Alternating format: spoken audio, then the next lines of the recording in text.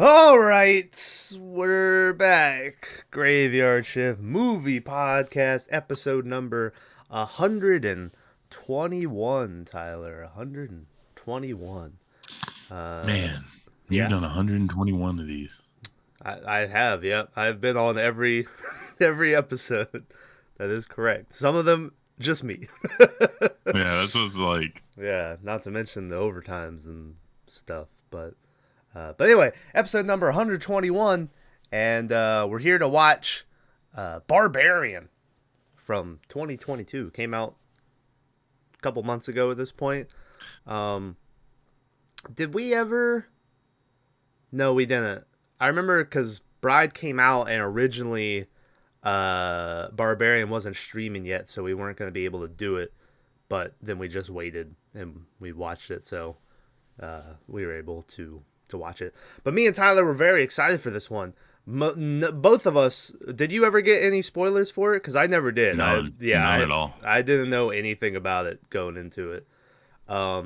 Throughout the movie, I did realize that stuff I was seeing, I was like, oh yeah, I've seen people making these references, but I had no idea it was from this movie. I didn't have any of those. I didn't. Yeah. But anyway. But I follow booby streamers and stuff. You follow actual horror people, so. Yeah, so, yeah, so we had no context for this movie. And I thought it was pretty tasty. I don't know why I said it like that, but I don't. Yeah. I'm gonna give this one, Tyler, a 8.5 on the out of 10 scale, in case you didn't know. Tyler, what are you giving this one? I don't know. I'm so like conflicted. I'm gonna give it a 7. Okay. I really don't like the fucking Apple guy. Wow. I don't know his real name. Justin Long. Justin Long, yeah. Yeah. I think he's like typecast, right? Like he's one of those people that he's never playing a role. It's just him in different scenarios. That makes sense. Like, you know how Christian Bale can be like, he's got that wild range. Him and Tom Hardy both. To where they could just be anybody, and you don't really see them in it. You see like whoever, you know. But I just kept waiting for this to be an Apple commercial, and I was like, ah. Does he do a lot of Apple commercials? Back in the day, he was like, I'm Apple, and this is PC. And that was like how he got famous. Oh, I don't know. To me, he's always the waiting guy. That's all. He's waiting and dodgeball. Those are the two things I always conjure him. I liked him in dodgeball. It's pretty good in dodgeball. But again, he's just playing himself, right? Nah. Wasn't he also? Yeah, he was the one. Remember that movie where like he starts his own college and the classes are like skateboarding and like other shit like that? Acceptance letter? Something like that, yeah. And they're trying to shut him down the whole time. But anyway. Yeah, he was very much a mid-2000s. He was also in that Bruce Willis movie. He was in that Bruce Willis movie. What was it? It was A Good Day to Die Hard? Was that the name of it or something? He was his son. And that was the one everyone was like, this is terrible.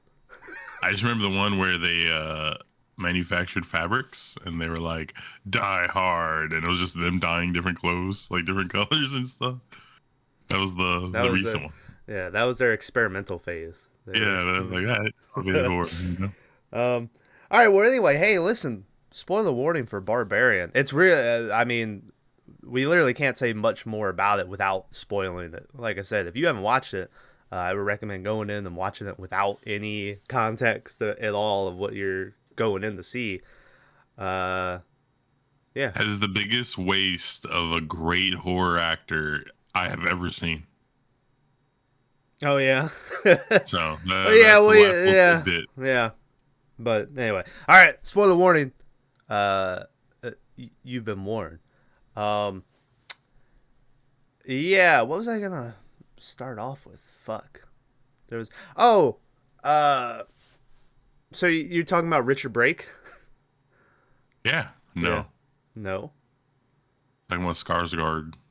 Oh, yeah. Why I him? felt like they built him up so great, and you really never knew, what side of the fence he was going to be on, Uh-huh. and then he just dies. Well, yeah. It's Yeah, just so good. that yeah, that was the point. This is just the abrupt kill, because the whole time you're like, oh man, is this dude like the fucking kill? The whole first 30 minutes, you're kind of trying to figure out what the horror movie is gonna be. Like Yeah. you're trying to piece it together. All right, what's happening here? Also, real fast, can I just mention? Do you have any idea why this movie was called Barbarian? Because I at the end of it, I was like, I really like that, but why was the movie called Barbarian? I saw some people say like the name of the street was Barbary or something, and so like it's just a play on the name of the street. But I was like, I don't know, but yeah. So do you have any idea why it was called Barbarian? You got any theories for me? I don't. I was thinking about it a little bit, but there's something like barbarians at the gate, right? And if you notice, like in the tunnel, spoilers. Spoilers.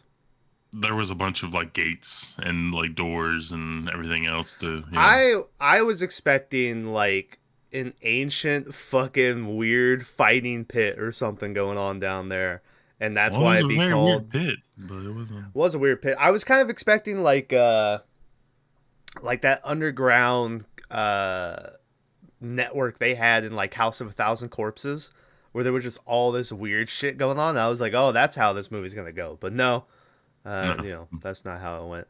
But yeah, the movie, the start of this movie feels like the setup to a porn. Like it's the main lady. I'm not sure what her real name is, but in the movie her name is Tess. And she's in town. She's in Detroit for a meeting for a job interview. That it's for like it's a research position for this documentary maker lady. And that's what she's in town for. So she's rented an Airbnb. And when she gets there, someone else is already there, and it's Bill Skarsgård. Who at first I was like, oh, is this Bill Skarsgård? But like I'm so used to seeing him just fucking wacky. And obviously, if you don't know, Bill Skarsgård was Pennywise in the two It movies from a couple years ago. Um, he also has a brief cameo in Deadpool 2. He's the guy who can spit acid out and fucking part of the X-Force, which there's a whole bit with the X-Force in that movie. But yeah, so at first I was like, is this Bill Skarsgård or is this just a dude that looks like him? And then finally, I think I might have Googled it. I Googled it and I did one of these things where I didn't want to see what the summary of the movie was. So I did like the squint eye to like get over to the cast before I could see. And I was like, oh yeah, sure enough, it is Bill Skarsgård. But yeah, Bill Skarsgård is here first and he's like, oh no, I rented this place. And he rented it from like a different website. But either way, it's double booked. They end up both having the receipt for she's like I'll just find somewhere else to go, and he's like, oh, it's raining, it's nighttime. Why don't you come in? You can look for. He acts very villainish. He's like the convention, nothing, nowhere to look. You can't get a place. And you're like, yeah, what? it's that. It's also like you can tell from my point of view, at least. I think he was trying to get laid, like at a certain point, especially when he's like got the wine and he's got the two glasses, and you can tell like he's just kind of awkward around women. I think like how he's trying to talk to her. Like at one point he makes her like a cup of tea, but she doesn't drink it. So then later he's got like two empty glasses and a bottle of wine that was left by like the people they rent for as like a present when you get there. And he's like, I thought maybe you want to share it, but if I opened it, you might think maybe I drugged it, but I didn't, and like just really awkward. And he goes on, and the lady's like, yeah, I think I'm good, It's just weird because he's just awkward like that the whole time. But like, Yeah. it's good acting, right? Yeah. Like, you weren't like, hey, that's Justin Long trying to be a dickhead Hollywood, actor. You're like, hey, this is just a guy hitting on a chick and like kind of getting shot down, Yeah. but in a charming way, like.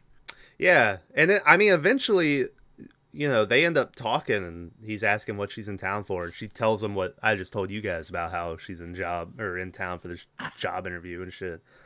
And he really breaks the ice because he's like, oh, well, would I know any movies that she's made?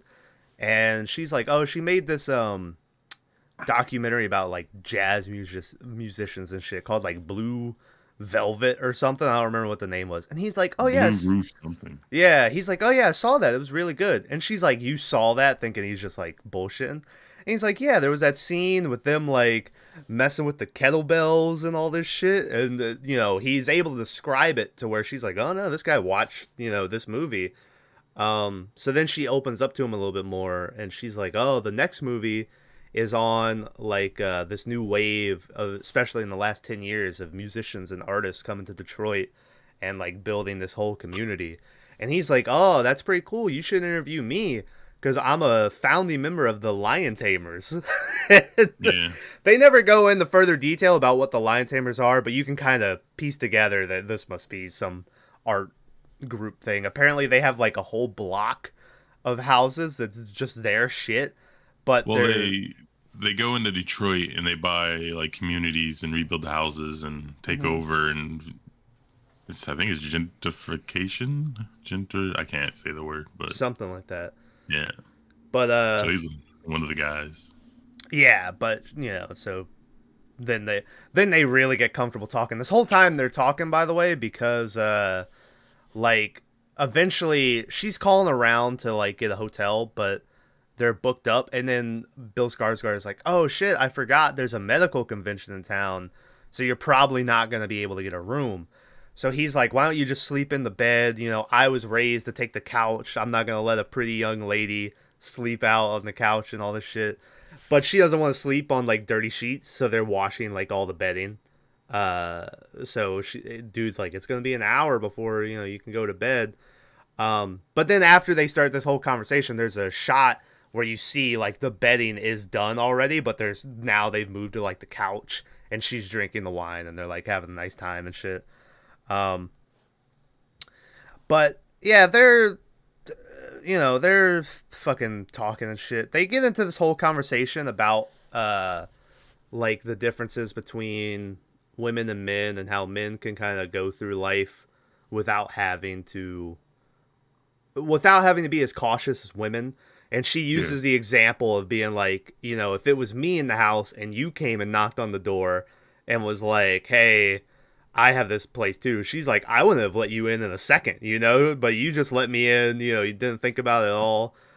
They play with it a little later with when eventually we get down into the basement, and the differences between how two characters react to a certain situation.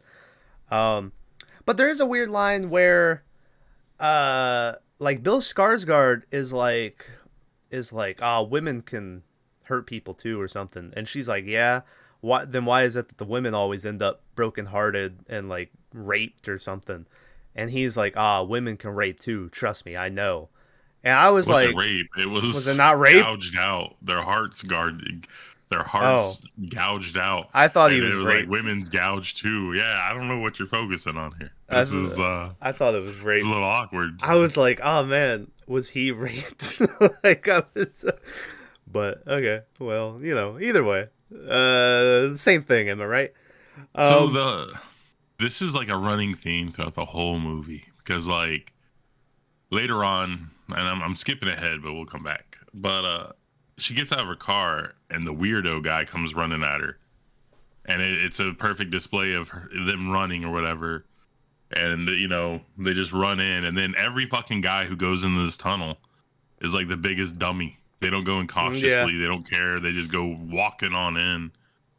And then like when she does, she sets up like the mirror light, all that bullshit, even though it doesn't work, she still gets stuck. But anyway, like, and and there's different things, and then like I think the woman is supposed to be like this. Don't worry, women can gouge too, whatever.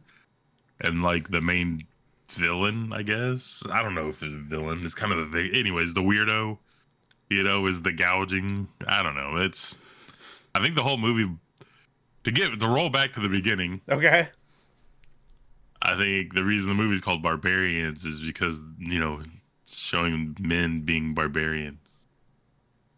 And there's a very clear scene towards the very end of the movie that shows that men are barbarians. So, no. And I'm going to go on a limb here and say, well, I'll wait till we get there. But anyway. Okay. Anyway, yeah, so eventually it gets late. They have this like scene where it's like a 2-minute scene of them like fucking around with the sheets and Bill Skarsgård like having to turn it inside out, and they're like laughing and shit. And then there's that moment where then the bed's set and they're kind of just there staring at each other, and they're like, and then eventually she's like, well, all right, I think I'm going to bed. And Bill Skarsgård's like, oh, okay, yeah, and he's like, I'll be out on the couch, So that night, they go to bed. She's in the bed. Bill Skarsgård's like out on the couch, and we see that she closes her door before she goes to bed, but she doesn't lock it. Every other room she's gone at this point, she's locked it, but when she goes to bed that night, she doesn't lock it. And keep in mind, we're waiting for this movie to turn into a horror movie, right? Like, yeah, you're still waiting because you're like 30 minutes in. Yeah. At this point, and you're like, oh fuck, Yeah. And like he got her, and yeah, like we said, building suspense the whole time. Like we said, it's basically from the start. It does seem like Bill Skarsgård. You're trying to figure out, like, in my mind, I totally was like, oh, this dude's gonna end up being the bad guy. But he was so dorky and nice. I was like, I kind of wish he was the nice guy. And then it turns out, spoiler, that he was the nice guy. He was a nice guy. Yeah, he was just like a little awkward. So anyway, yeah, so she's sleeping. Oh, hold on. Okay. Did Tuck give this movie a score? No, he said because it got done, and I was like, so how's that stack up with the movies I've made you watch before? And he goes, well, it was better than most of them. Because he has not been a fan. That's half a thumbs up. That's like a 10 out of 10 for him. Yeah. He has gone on record of saying The Lighthouse is the worst movie he's ever watched. And I'm like, you're crazy. That movie is amazing. But he just doesn't understand the art, Tyler. That elevated horror. He doesn't get it. Yeah. When next time I see him, I better punch him in his mustache. Oh, fuck. I don't think he has a mustache. He does. How do you know?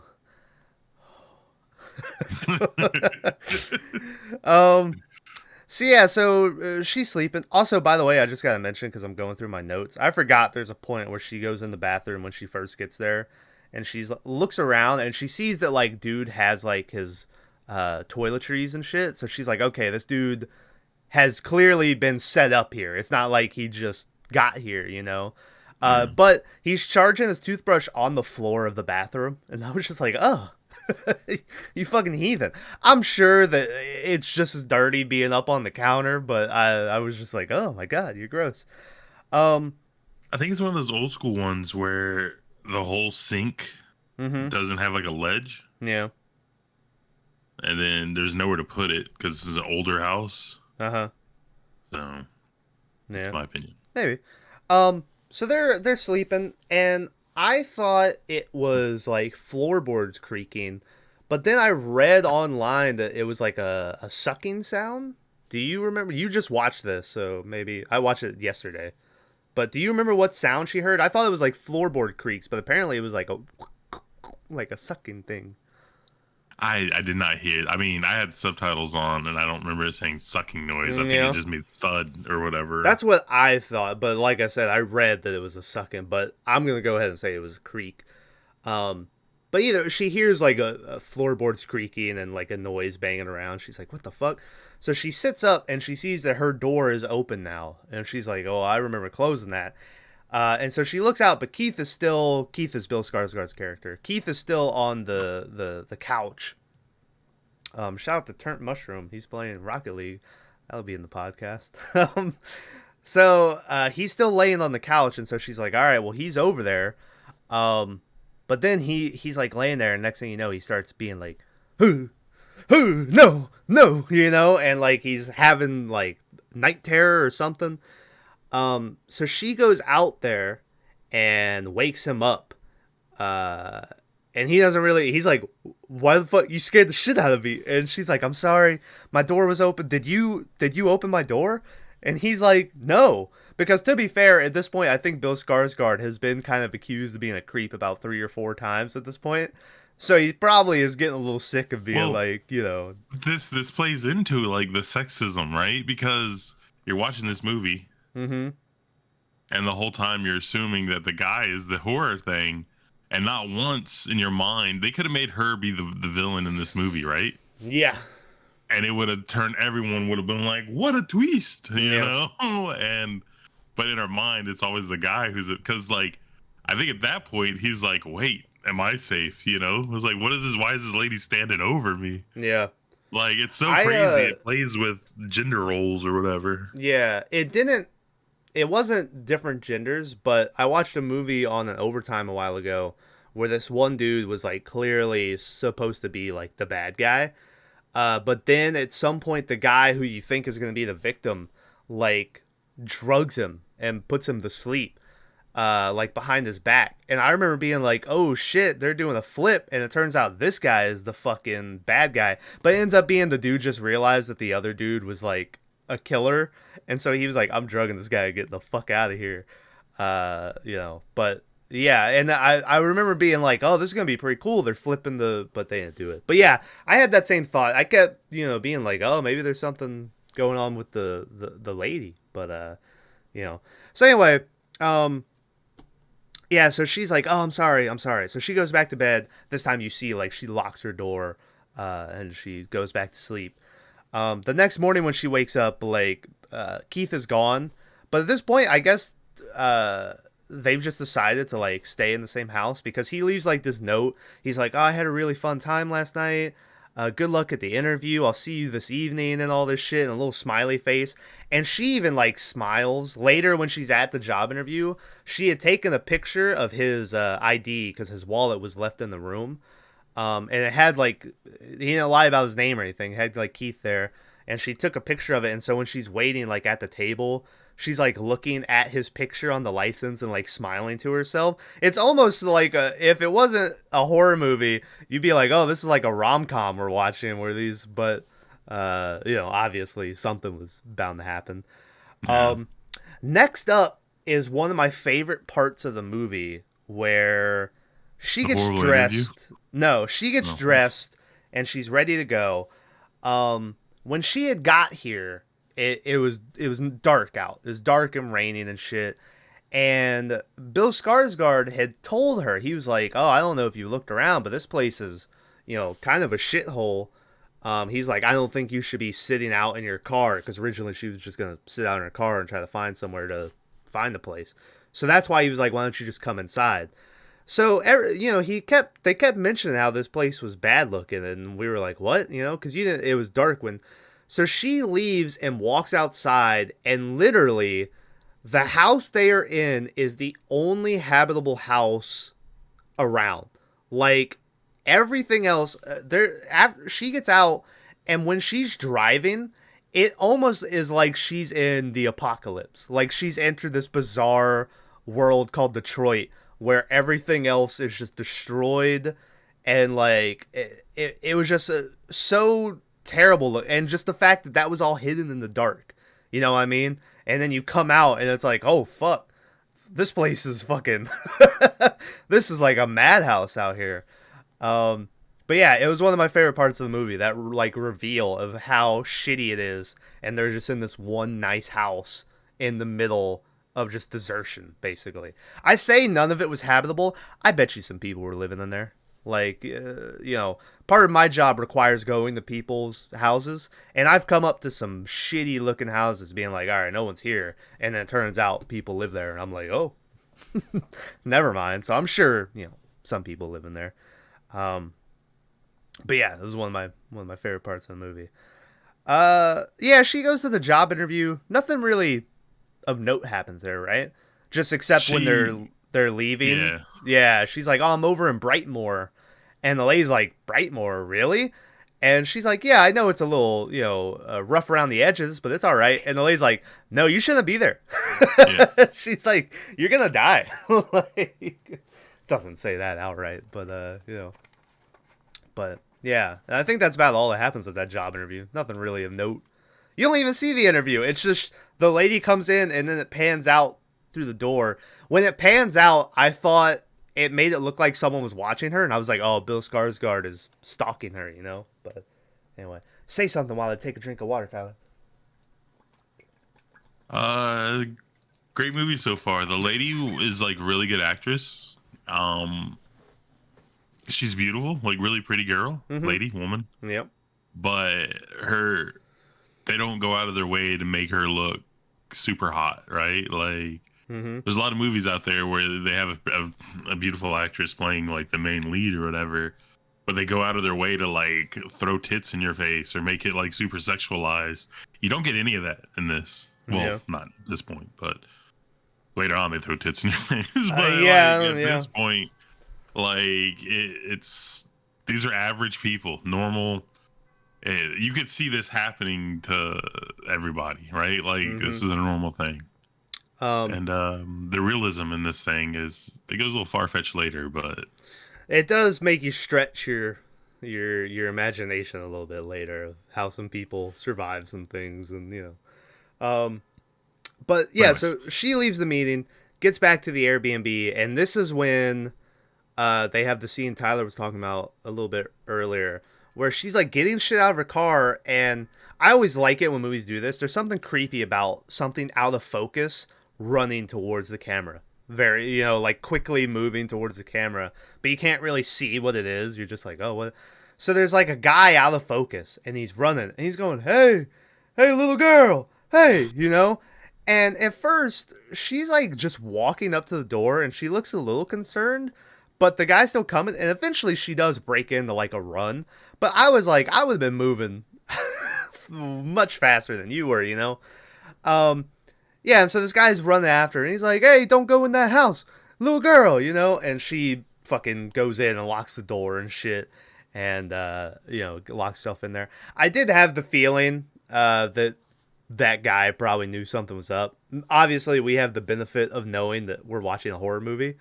Yeah. So I remember being like, oh, that guy's probably a good guy. And then, maybe he pops up later. I thought they added it just to show that the world outside was dangerous.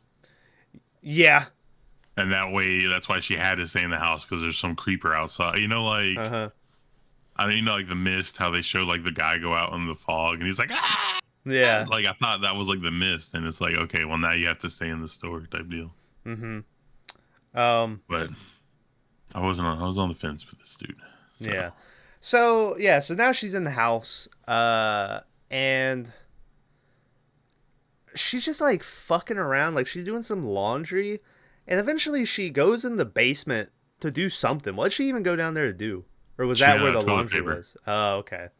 And she was looking for toilet paper, and she saw it at the bottom of the stairs. Yeah. So as she's in the basement, the door at the top of the stairs closes and it locks. And her phone, we get like shots of her phone in like her room, and the keys that she's supposed to keep in this lockbox out front. So you get up and put in a code and get the thing. The keys are in the house because she came in so fast because of that guy, that they're sitting there. So whenever Keith gets back, there's no way for him to get into the house. So she's kind of looking around. There's like one of those basement windows that you can see, and she's trying to like pull it or whatever, but it won't open. So she's like, fuck. So she's looking around for like a way out or something. And eventually there's like this ceramic clay duck statue looking thing. I don't know what type of animal. Armadillo, maybe? Maybe. But behind it, there's a little piece of rope. And she's like, oh, what the fuck is this? So she moves the statue to the side and just starts pulling the rope. And this shit's long. Like she's pulling out like a couple feet worth of rope.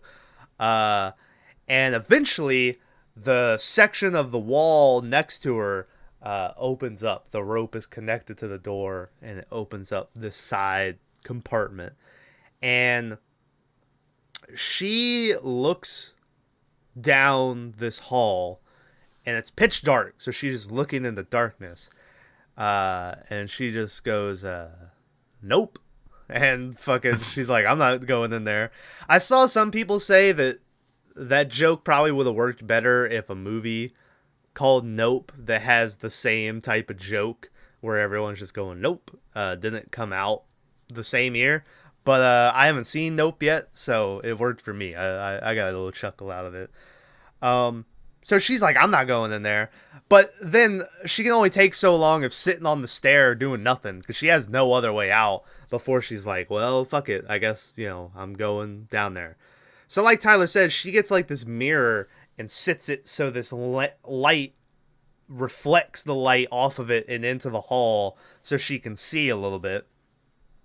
And she goes walking down this hallway all slow and fucking melodic, And eventually she comes to the end and there's a door on the left that she opens up and she comes into a room where there's a dirty mattress on like rusty bed frame, a bucket on the floor, so that people probably been shitting in and stuff, and a video camera.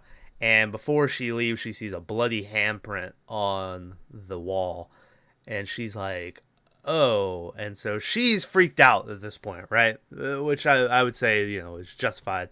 That was one of the things, Tyler. The other day I'd seen someone post a picture on Twitter where they were like, this room would cost you $2,000 a month in New York. And it was that room. And when I saw that, I was like, oh, that's the room from... Now that you mention it, I saw that tweet. Yeah. And I was like, oh, okay, I see that. And so she's like, oh, fuck. So she goes running. She hears a knock on the front door, and she looks, and Keith is back. And so she's like furiously knocking on the glass. And I like Keith looks over, and he's like, oh, what the fuck are you doing down there? Like, just laughing, thinking it's a fun thing. And she's like, you gotta get me out of here. The door closed. I have the keys, And he's like, all right, well, we'll open this door. So he like pushes from the side and she like pulls it. And eventually they get the window open. And so she can hand the keys. I thought it was going to be a much bigger thing having to try to get her out of there. But no, it ended up just being, which at that point, I think, later on, spoiler, someone will break that window. But at that point, that lady was so freaked out. I'm surprised she would have probably just broke the window if, he couldn't have opened it up. So they go upstairs and she's like, listen, I'm getting the fuck out of here. I'm leaving. I found a room. There's a basement tunnel that leads to a room. And Bill Skarsgård is like, well, what's in it? And she goes, there was a bed and a camera and a bucket. And first off, that does seem pretty, like, not great, like, if someone told you that. But my first thing would be there's a bloody handprint on the wall, but she doesn't even mention that. I think she mentions it after he's like, oh, that's all?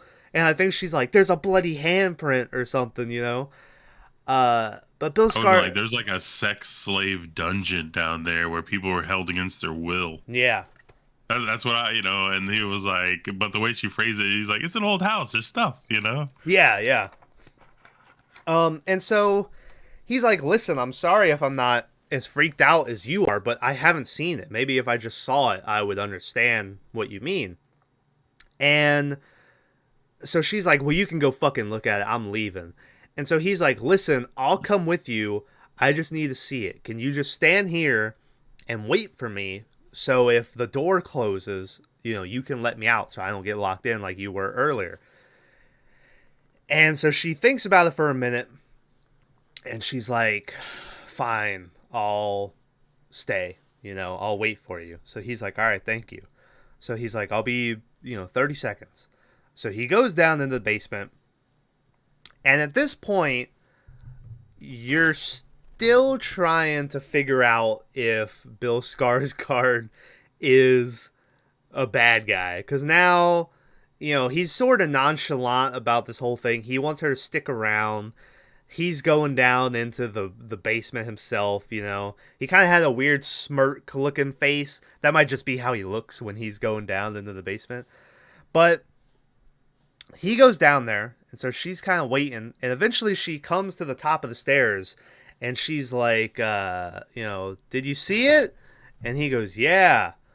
And she goes, all right, well, you can come up now. And then it's just kind of radio silent.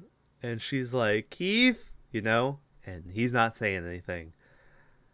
So she decides to go down and look for him. She takes a chair and puts it at the top where the door is. Well, no, at first she's on the stairs and the door starts to close and she races up to catch it in time. And then she puts a chair and she goes back down there. And this time she has her cell phone with the light and she's going down the hall and she gets to the room and Keith's not in the room. She even looks under the bed, which I thought was funny. Like she wouldn't have seen him ducking under the bed when she came in. But she's like, where the fuck is this guy, So she comes back out and looks, and at the end of the hallway next to her, it looks like there's some, and she pulls it, and it's another door. And this door leads into like a catacombs type entrance where it's just like cement stairs, darkness just going down into the abyss. And I was like, fuck all of this. Like, just leave. Yeah, at this point, I don't know when I wrote that. At some point in my notes, I just wrote down, what the fuck is happening in this movie? And it might have been here. Or no, it must be later or something. But I was like, holy shit, what is going on? Like, you're still like, what's happening? So she's like, she starts calling for Keith. And then eventually, really faint, you start hearing, help me. And it was like, oh, fuck, At this point, I'm still kind of like, he's luring her down there. He's trying to make her come down there. And so eventually she goes walking down there. And she's going like, this is a whole ass setup. Like, just all these passageways. She comes across like these giant dog cages with food bowls in them and shit. Like, just weird shit. And eventually she's coming around this corner and she's shining a light.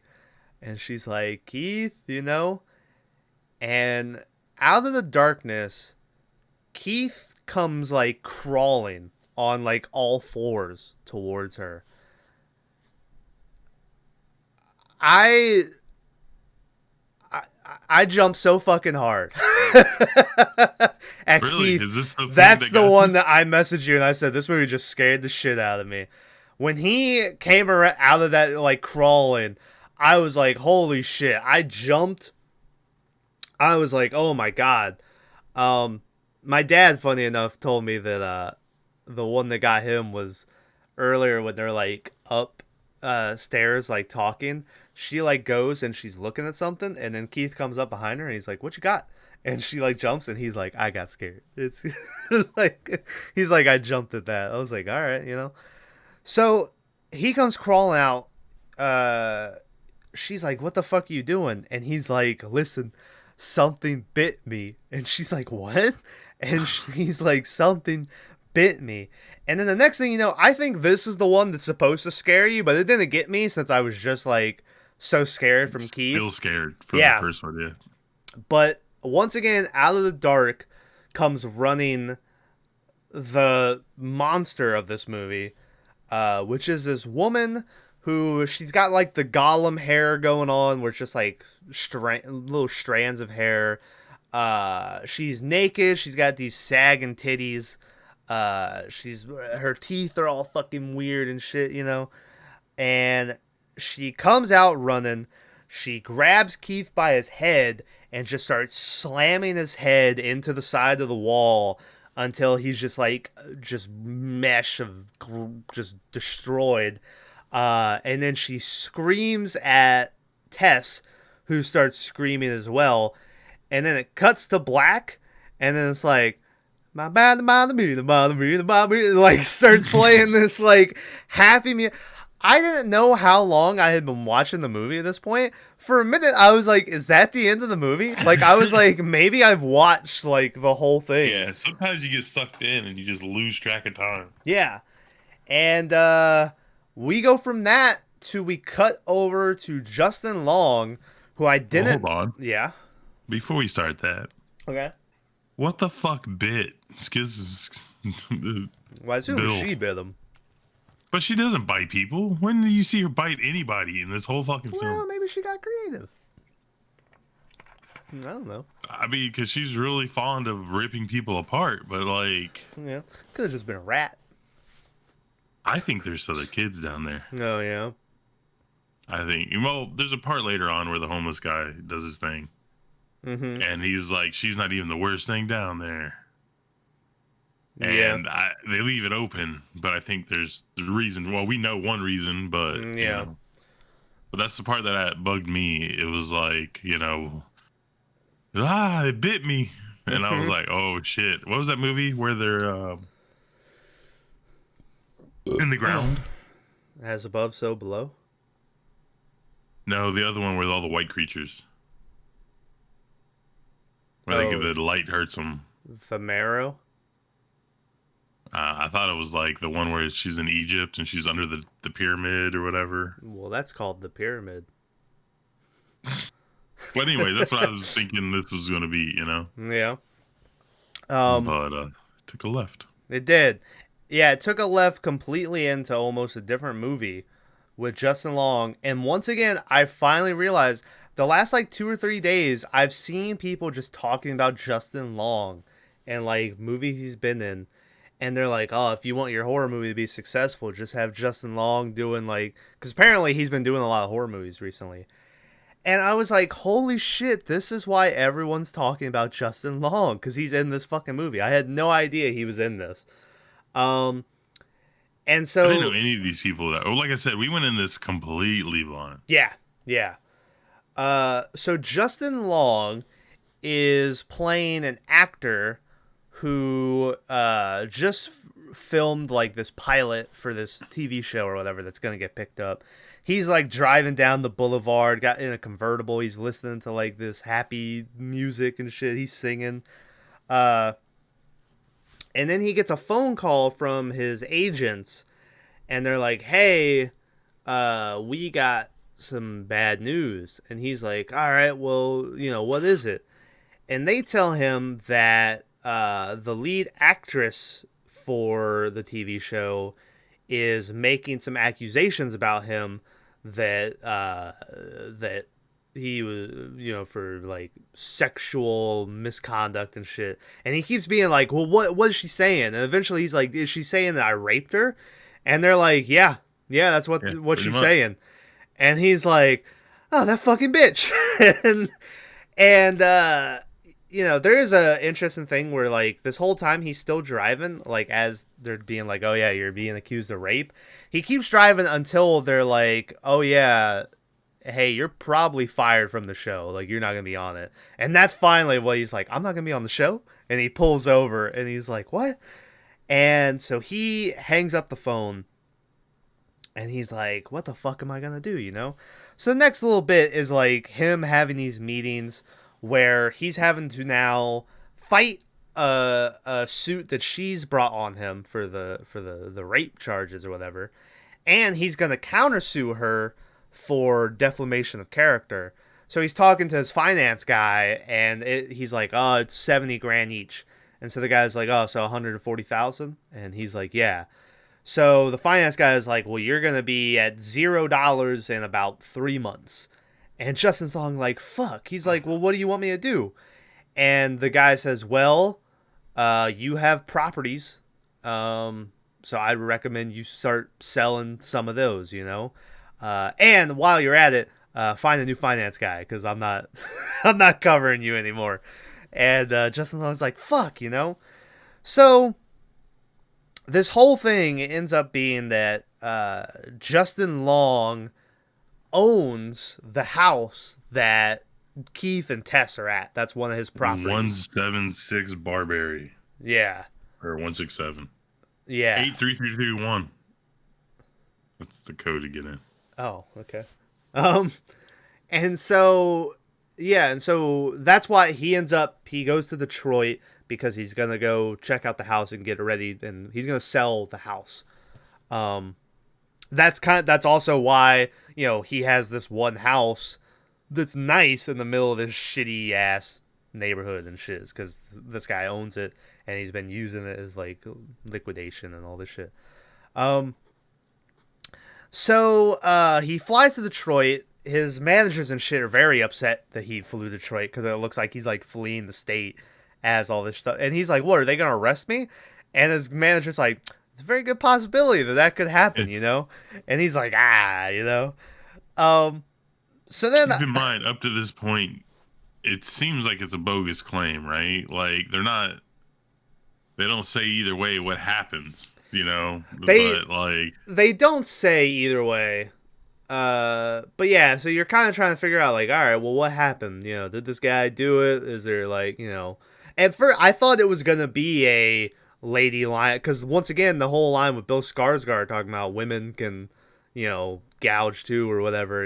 I thought it was rape, but apparently it was good. But I was like, oh, it's gonna be like, this lady is fucking up Justin's long career or something, like. But yeah, so you're kind of trying to figure out what happens. There's a point where I don't know if he's at the place yet. He might be. He might have been there already. And he's on the phone with his mom, and he's talking to her, and he's like brushing his teeth, and she's like, oh man, the next time you're in Detroit, we would really love to see you, me and your dad. And there's a moment where he's like, really, Dad wanted to see me? And she's like, oh, well, you know how he is, and he's like, meanwhile, he's in Detroit. He's just not telling them this. And so then he gets a phone call, and he's like, oh, I gotta call Mom. It's a business call. I gotta go. Okay. Real important. And yeah, and she's like, okay, I love you. And he like hangs up before he... And I won't say what happens, but I'll put in the clip right here. Mom, I gotta go. I'm getting an important work call. Oh, okay, baby. I love... What up, faggot? I was like, holy shit. I was waiting for it to be like a news outlet or something. Uh-huh. And not who he thought it was. Yeah, and he's thinking it's like his friend. Yeah, and I was like, holy, like, as soon as I saw that, I was like, Jesus. Yeah. But no, it was. Yeah, so he drops that line, and I was like, oh, So it's his friend. His friend's at a bar. He's like, hey, come hang out with me. I know you're dealing with some stuff. What? No. No, I'm clipping my fingernails, but I keep muting so you don't hear it. So he goes to the bar, and this is another one of my favorite moments. Is his buddy's like, listen, man, you're my bro, and whatever you tell me, like, I'll know it's the truth, man. But like, what happened with you and that lady? And Justin Solomon's like, all right, listen, we fucked, and at first she was a little hesitant, so she just took some convincing. And his friend is like, yeah, but like, what does that mean, bro? Like, I was laughing so hard. It was a real listen, I'm not hurting these women. It's just the implications that something could go wrong moment. But yeah. So there was 100% of conversation we would have. Yeah. So like throw Mav in the mix too. Like, listen. I don't know what's going on or why you don't have your car. Yeah. But what's going on? Yeah. They'd be like, listen, someone had to borrow it. Yeah. Someone you owed money to? Or you just being a friend? Yeah, so, I just thought that was a fun little... So still, you're like, okay, well, clearly, something, he's like, oh, she was saying no at first, but, Hold on. On. Yeah. Tom Brady and Giselle Buchanan split after 13 years of marriage. Yeah. Well, I mean, that's been happening for a while. We saw it now. But it's official. It is now official. Which, it's all right. Now my boy can focus on getting them championships. Can't. He's not doing very good right now. But, Anyways. yeah, so yeah, he's like, she was saying no at first, but we took some, and then she got into it, and stuff like that. So it's still like, all right, well, clearly there was some hesitance there, but maybe, maybe it's not classified as a rape. Maybe they did end up warming up, but then later the lady was like, oh, you know what, I really didn't like that. So Well, that's the thing. Like, if you, and I'm not saying I disagree, guys. I'm not. It may sound like that when I say that's the thing. But like, say I'm trying to convince you to eat an ice cream, right? And you're like, no, I don't want ice cream. Uh-huh. And then I'm persistent, and then whatever, and then I kind of like, I buy the ice cream, give it to you, and you're like, well, I don't want to waste it, so you go ahead and eat it.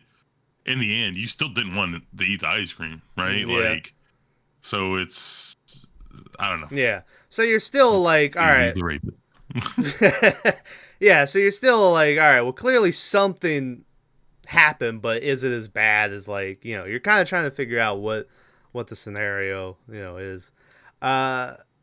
So he gets home after the night out, and he's all drunk, and he calls the lady who's accusing him of stuff, which, once again, his management had very clear directions to not do, because he was like, if I could just call her and talk to her, maybe I could really help her out and or settle this whole thing. And which so the guy was like, no, don't do it. Yeah, he's like, never that's, talk to them ever. Yeah. So he ends up calling her, and he's all drunk, and he leaves a message. She doesn't answer. And he's like, listen, I just want to say, if I did anything that made you uncomfortable, I'm really sorry. And, I forgive you too, because I know that, you did some stuff I don't like, and and he's like, don't worry about it. And I was like, you are not doing a very good job of this. So he goes to bed. The next day, he's like trying to figure out, because he gets to the Airbnb and all this shit is still left behind from Keith and Tess, and he calls like the people, and he's like, hey, is someone fucking here? Because someone is clearly here. And they're like, oh, no one's rented there for a couple weeks. So like, okay, a couple weeks has passed since Tess, but no one's checked out either, so they haven't booked anyone else. So he's trying to figure out who the fuck this stuff is. And eventually he hears like a thud from down in the basement. And so he like goes to the top of the stairs, and he's like, hey, listen, I got a gun, and I'm going to blast whoever it is that's down there if you don't come out right now, But no one comes out, so he's like, all right, I'm coming down there. And so he goes over and finds like the littlest knife he could find and like a flashlight to go down into the basement. And so he goes down there. He finds the rope to the door, opens it up. He just goes walking down, finds like the room and shit with everything. And he goes, holy shit. And then immediately cuts to him Googling, can hidden underground basements increase the square foot value of your house? And he's like, listen, it's like, well, you can't count it as this, but you can count it for this, and that'll add to the price. And he's like, yeah, fuck yeah. He starts going, yeah, bitch. Yeah, bitch. And so he then proceeds to get a tape measure. And once again, this is what I meant. When Tess goes down this tunnel, she's very cautious. The flashlight, she's like looking and shit. Justin Long is going down the tunnel, measuring ass first, not even looking down the tunnel. He's backing into it. Yeah. Eventually, he bumps in to the door at the end and opens it up and sees the even deeper basement. And he's like, fuck yeah. He's so fucking happy. He's measuring. I was laughing so hard. Like, it's so ridiculous. And so he starts measuring all the way down into he's like, I hit a fucking gold mine. Eventually he's walking and he comes across a room where he sees a light coming from it. And he walks in, and we see this little TV that has a breastfeeding video playing, and like the carpet on the ground and all this shit. and he's like, "Oh, what the fuck is this?" And then something grabs his tape measure and starts pulling it, and he's like, "Oh shit!" And he drops it. The way he drops it, he's looking and he like, and it's Yeah. like it's shot perfectly. It's really well done. Yeah.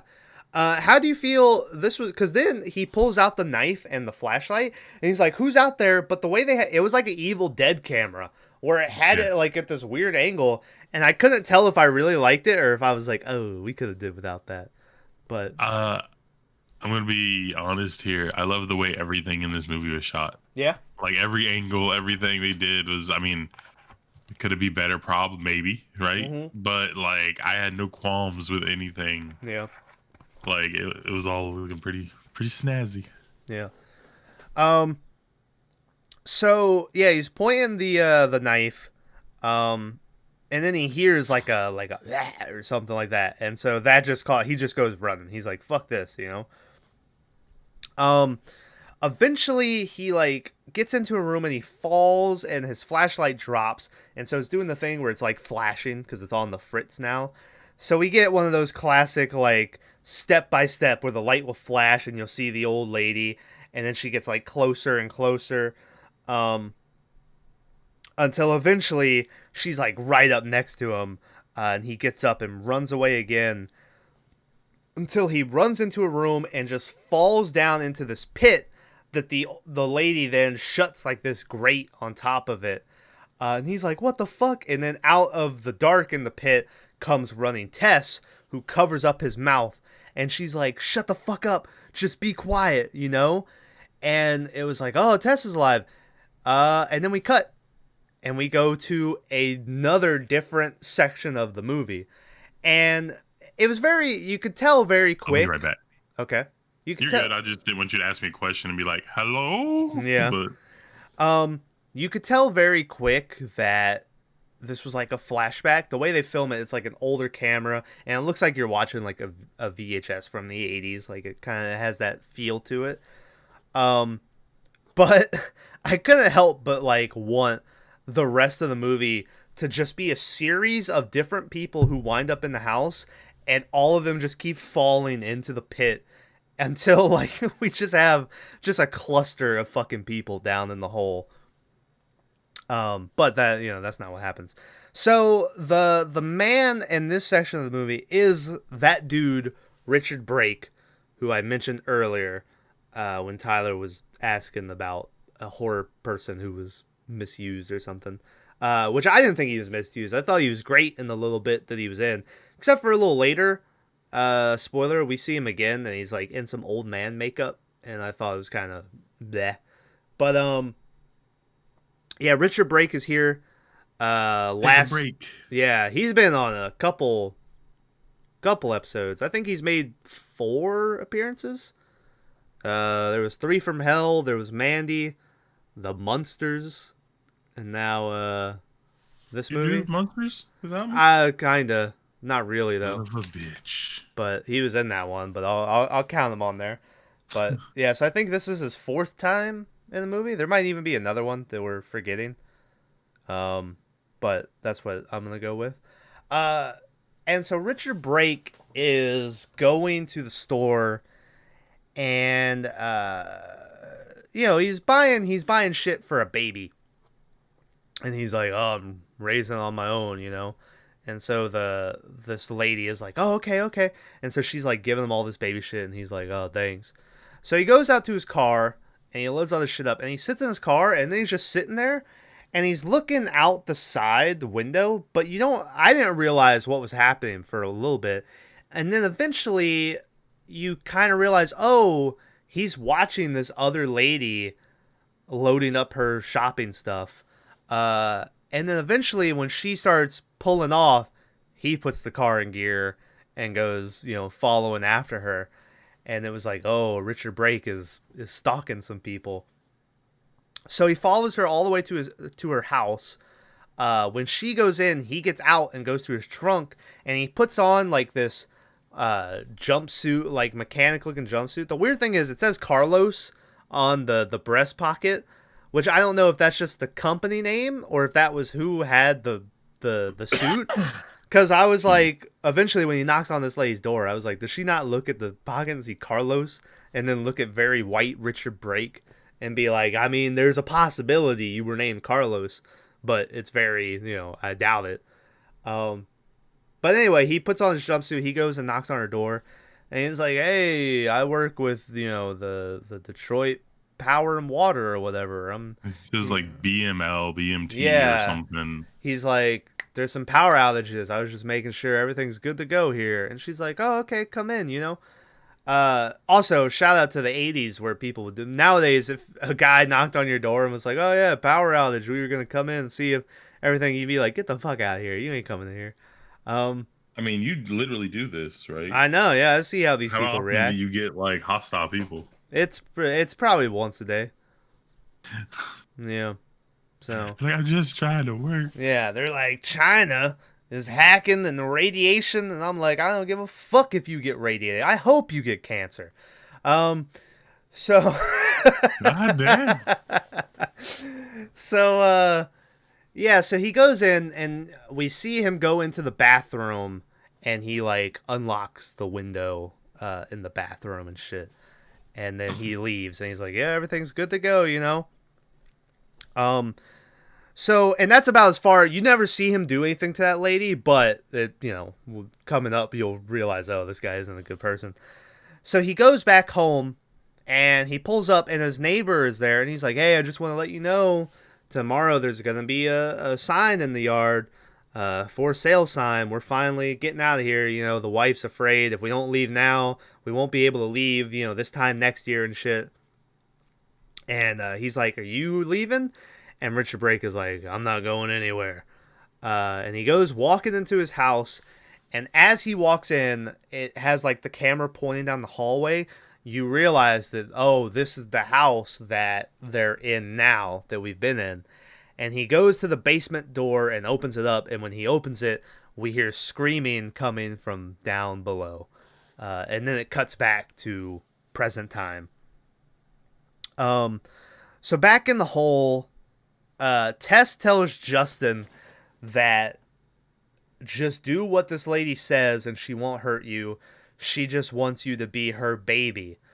And he's like, what the fuck are you talking about? And she's like, shut up, she's coming. So she comes back and she has a bottle with this big ass nipple on the top with this milk that I don't think she got from the store. Pretty sure that it was still just titty milk. And she like reaches her arm through the grate on the pit, and she wants them to drink. And you see, there's just this fucking giant hair like on the nipple of the bottle. And Justin Salt's like, no. So she goes over to Tess, and Tess drinks it. She's like, I'm fucking getting out of here, So she's been there a week or two, right? So it's like, what else you gonna do? Yeah. So she drinks from the bottle. And that like makes the lady happy, and then there's like hairs on it and stuff. It's gross. It's not a good nipple, guys. Yeah. So she goes back to Justin, and she's like, "Here you go," and she's aiming it, and Justin just can't do it. So eventually, she jumps down into the hole, and she's like in his face, and he can't hold it in, so he just starts like yelling and shit. And so she grabs him by the ankle and jumps up out of the hole and goes dragging off with him. So Tess uses this moment to get out of the hole and try to leave. Meanwhile, Justin is being held in the room and now is being forced to breastfeed from this lady. And he's having to suck on the nipple. And Tess looks in and sees what happened, and she's like, ugh, and she leaves. She's like, I'm getting out of here. There is a part where she like trips on the tape measure, and that alerts the lady, and you're like, oh no, But Tess is able to get to the basement window and bust out and get out before... Well, actually, she's about to get grabbed, but that homeless guy from earlier who came running comes up and grabs her and pulls her out. And so she's able to get out of there. The homeless dude is like, man, you're fucking lucky. That lady, is crazy. And she's like, well, listen, there's a guy down there. We got to help him. And he's like, I ain't going in there. You should be counting your lucky stars. You got out of there. And she's like, I can't leave him. That's just not the person I am, So he's like, all right, well, I'm over at the water tower, but you better be out of here before it's dark, because she comes out at night, you know. And she's like, okay. So Tess just like goes walking, and she walks all the way to like this gas station where she like calls for police and shit.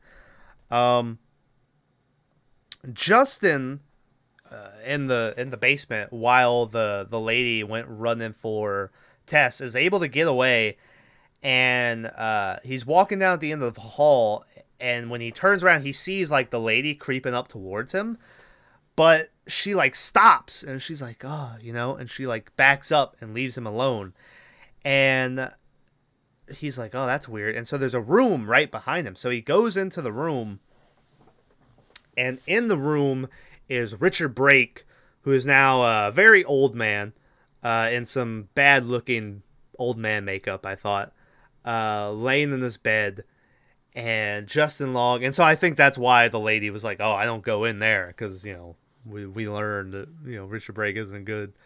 Can I tell you something? Okay. I think that's just how Richard Brake looks. I don't think it's makeup. I think they use makeup to make him look young. But I think that was just how he is. I think you need to watch that scene again. But well, no, I mean they obviously used some, you know, but I think they just put some like dust and shit on him, because he's not a young man. Yeah. Like at all. Like. But yeah, he does. It is what it is. Anyways. Yeah. So anyway, Justin Long is like, oh shit, I can't believe she would do this to you. I'm gonna get you out of here, man. And then he's like, well, I'm gonna get out of here, but I'm gonna help out. We'll make that bitch pay. Cops all this will shit be everywhere. Yeah, and so he had given Richard Brake like some water, but Richard Brake kept like pointing towards his nightstand. He's like, I don't know what you fucking want. So he just moves the nightstand over to him, and he's like, here, is that what you want? So as Richard Brake is like old man trying to get to the nightstand, Justin Long is looking around, and he finds all these videotapes, and they have such names as Puker and Blind and Screamer and stuff like that. And it's like, oh, what's going on here, And so then he looks, and there's the TV that has a VCR in the player called Redhead from Gas Station. And so he pushes it in, and we never see it. We get like a split second of hearing like screaming coming from it before Justin Long like turns it off. And clearly, whatever was on the tape was not good. It was probably, Richard Brake raping and beating that woman. And Justin Long turns around, and he's like, what the fuck is wrong with you? You're a fucking monster,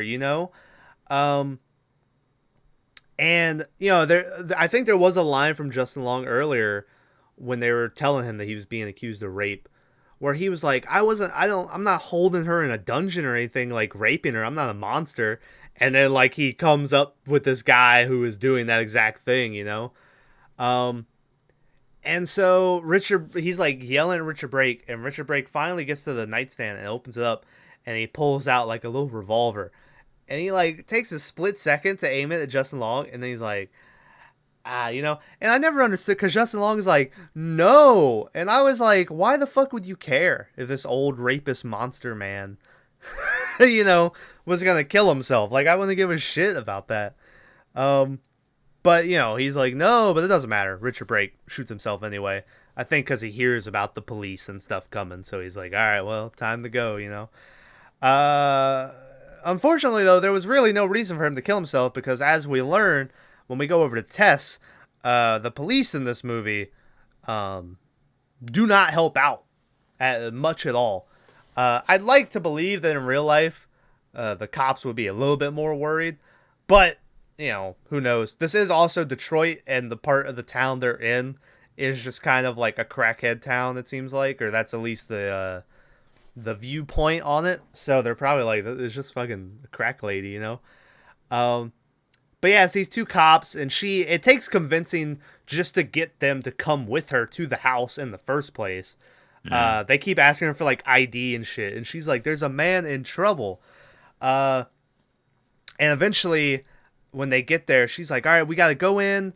We got to bust down the door. We got to help him out. And they're like, what are you talking about? They're like, the only crime we've seen is you break this window.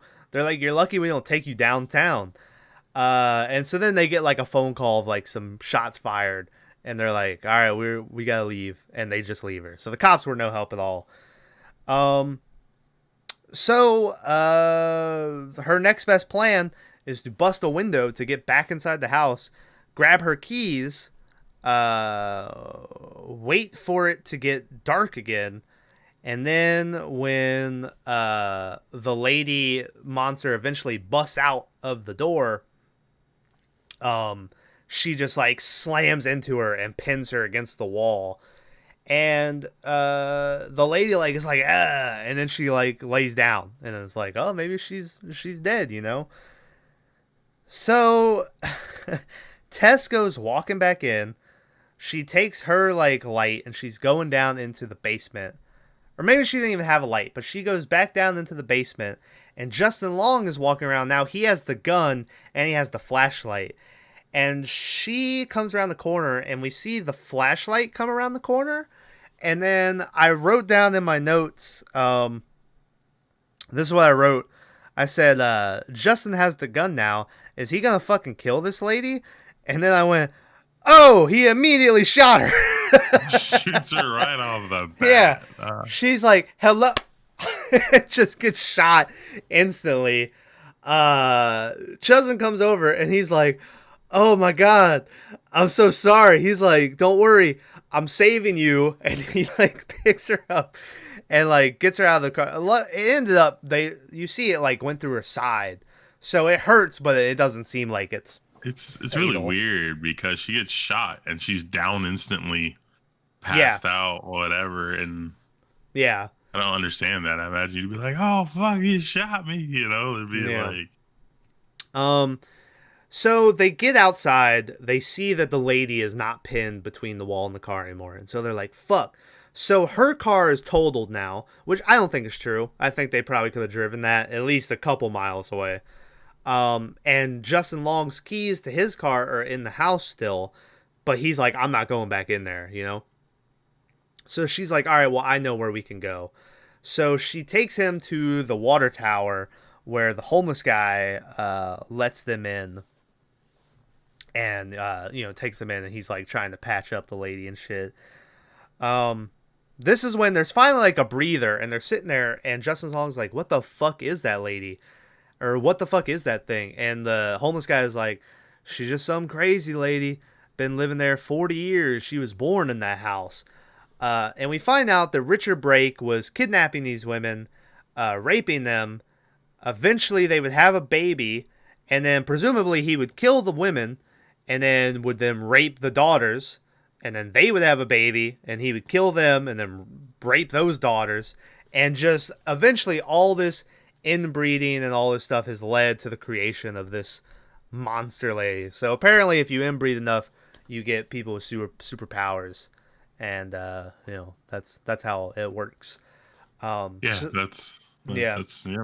So that's the origin of the monster lady, is just a bunch of incest rape going on. So I guess if you're a simple person, you would think that is the Barbarian. Yeah. I guess so. You know what I'm saying? Like, yeah. The weird thing, I know you said that you were like, oh, there must be other children running around or something, and that's what bit them. But, like, it seems like, it's in her DNA to have babies. Like, that's kind of the whole thing, where she wants this baby, because her whole life has just been breeding and, all this shit. But, so she was born 40 years ago, so she's 40 years old. Richard Brake, as we saw him, was this old, decrepit man. But, 40 years ago, I'm sure he wasn't, like that at all, So, I wonder why she never had any kids. Like, I wonder if she was just so far beyond, like her mutation is just so severe that it was just impossible. Or if at that point he was like, I'm not fucking that. You know what I mean? Like, I don't know. I wonder what happened to her kids, or if she just never could have them, or what the deal is. Because clearly that's their only purpose in life, was for him to knock them up. Well, I mean, I don't know. It's weird. Yeah. No, it's like it gets to a point to where when you're that inbred that like your body, you're just giving birth to like sacks of goo. Yeah. Like you can't, whatever. Yeah. So, Anyway, yeah, so we get our origin story for the monster lady, and then there's this moment where the homeless dude is like, "Oh, I can't believe, she did that to you," talking about like the wound in the chick's side. And Justin Long has a moment where he goes, "No, I did that," and he goes on this whole speech about how he's a good person, but he did a bad thing, and he can't change what he's done, but he can just try to be a better man from here on out and shit. And it's supposed to be like, it's like, oh, he, on the surface, he's talking about the lady that he shot, but underneath, he's, acknowledging the woman that he, raped. And so, yeah, he has this whole moment, and you're like, all right, well, what's going to happen with that? And so then they're like, well, how do you know we're safe in here? And the homeless guy goes, shit, I've been living here 15 motherfucking years. She ain't never got in here. And then immediately she busts in through the wall. How do you know she can't get in here? Shit, I've been living in this place more than 15 years, and she ain't never came in this motherfucker.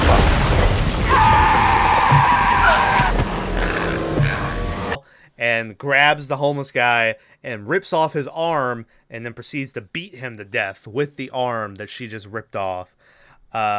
Justin Long and them go running. There's a fence with barbed wire so they can't get over the top, so they just go running up the stairs of the water tower. And eventually they get to the top of the water tower, and Tess is like, hey, your gun. And he's like, oh yeah. And he pulls out his gun, and he's like, and it just bobbles it instantly and drops it. And he's like, oh shit. And she's like, yeah. So they have no gun. They're stuck at the top of this water tower, and the lady is running up the stairs. And Justin Long is going, this is it. We're going to die. This lady's never going to stop until she catches us, And then he stops for a second, and then he looks at Tess, and he goes, I can make it. And she goes, what? And he's like, but you need to slow her down. And she goes, uh-oh. And he, like, grabs her by the head, and he goes, hey, here's your baby. Go get it. And he takes her and just, like, slides her across the top of the water tower, and then she's just fallen off. And it's like a slow-mo scene, and I was like, holy shit. The lady then runs and jumps, like, head first, diving it's like down Spider-Man. there. Yeah. And it cuts to black. And then when it comes back, Justin Long, like, looks over, and we see them both down there, and it looks like they're dead. And I was like, holy fuck. I was like, Justin Long is just gonna, like, get away with this, like, it's just this, like, punch in the gut. Like, yeah, Justin Long just fucking killed this lady and all this shit.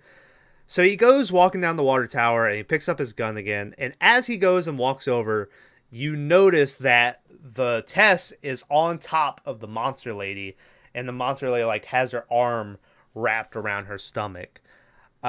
So somehow the lady was able to catch up with her, grab her, and spin to absorb the impact of the fall. And that causes Tess to still be alive, because Tess starts, like, shifting around. And then Justin Long goes, oh my god. At first he's like, I'm so sorry. And then he goes, I didn't even let go. You just slipped. It doesn't. I'm going to save you. Don't worry. I'm saving you. And he's like trying to pick her up.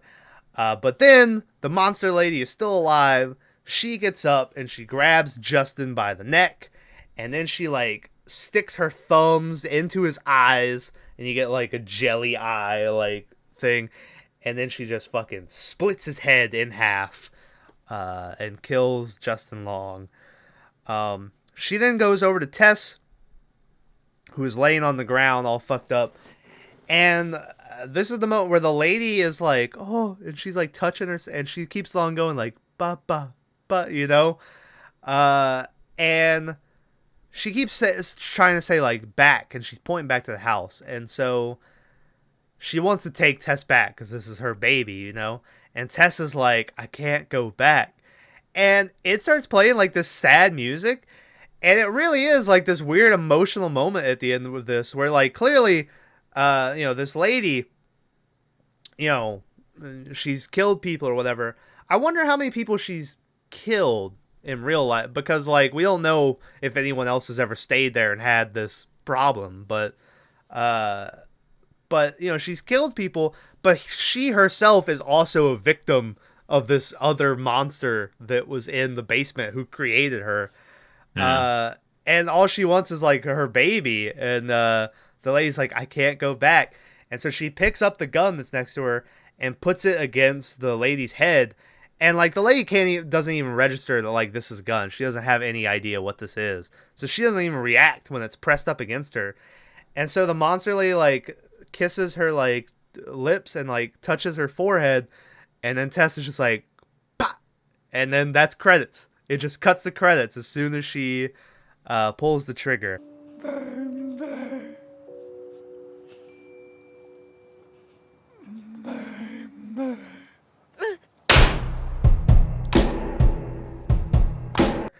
I will say there is a couple like scenes in between credits of showing Tess like walking away. I kind of wish that wasn't in the movie. I kind of wish it just ended at the pull the trigger thing. Yeah, I don't know. I was just like, the movie's over. There was no reason to show me this. But yeah, and that was the end of Barbarian. It was quite a quite an adventure. It really was. I had no idea what was going on, but it was pretty solid. Oh, I haven't. I'm fucking up. I didn't look up the budget and the monies. Man, I know, dude. Hold on. Let's see. Let's see if I can even find one. Here we go. Satellite radio. The budget for this movie was $4.5 million, and the box office was $42.3 million. So it made a good little chunk of change. So I'm not sure those numbers are right because it just now, came out, whatever, right? Like, what do you mean? If you think about it, like the box office, it's still in the box office. Like it's not. Well, as it's of not now, done yet. Yeah. But let's do best of worst of for Barbarian. My best of. I think my best of, honestly, is going to be Justin Long discovering the basement and just the whole shtick with him being like, fuck yeah, and just measuring, like, it's just so, especially after we just went through, it really, that first 30 minutes is a very tense, trying to figure out what's happening, and then once it happens, you're like, oh fuck, and then you kind of go into like this comedic break for a little bit, yeah, and so it was just such a shift from what had happened before, and I really liked it. Worst of, like I don't even know. Worst of, like I said, it might just be the couple scenes of her walking away at the end. I just thought it would have been better if they just cut at the gunshot, like, because it didn't add anything. You just see her like walking away. That's it. So that's might be my little nitpick. Worst of. So Tyler, what's your best of, worst of for Barbarian? Man, I'm gonna say the best of, and this is gonna be weird because this is a horror movie. Okay. I'm gonna say the best of is the whole beginning where Homegirl and Skarsgård are going from complete strangers to weary people in a house to friends, and then almost boyfriend girlfriend, because she didn't have to come back here. Like the lady, you could tell the lady was gonna like, hey, well, we'll get you in over here, or we'll move you over. Yeah. But she was like, nah, I'm fine. I got a roommate. Yeah. And like, so you go from like, I don't know, it's like two stories in one. It's crazy, but it was like I don't know, love story or whatever. I don't know. Mm-hmm.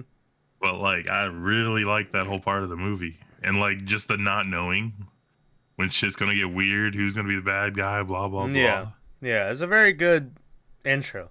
It really was. It was like, all right, well, what's happening here? What's gonna be the story? The worst part about this movie is the weird rapist dude. I just don't think it. I know they had to give you like an origin, but I'm just not sure that's what this needed. Yeah. Like, it's cool and all, but no, it's not cool. But you know what I mean. Like, That's pretty fucking cool, man. it was the only part of the story when they switched to it that I just didn't give a shit about. Like, honestly, like part of me agrees with you. I think the monster design was kind of weak. I mean, I keep saying monster. I mean, technically it is, but it's also just like a person. It's not, because they're 9 feet tall and get hit by a car and it's yeah, you know, ripping people's heads in half and shit. But we see that, it seems like we see that design all the time now, like the saggy old lady tits and the fucking Gollum hair. It's just like you see it everywhere, so it's like there was no real, like, nothing new there. And you know, honestly, one of my other worst parts is probably the Richard Brake old man and the thing, but the actual like stuff with him like falling around that lady. And, like, just his very nonchalant, like, no. Like, he would always have, like, these one-word answers. I really like that part, the flashback scene. So I kind of had the opposite reason, you know, with you. Well, Yeah, I don't know but, reason, I mean, but, you know. You know, I'm right and you're wrong, though. So, Yeah, is that how that works? No, but I don't know. There really isn't a lot of bad stuff about this movie. Like I said, Justin Long... He played an over the top kind of douchebag.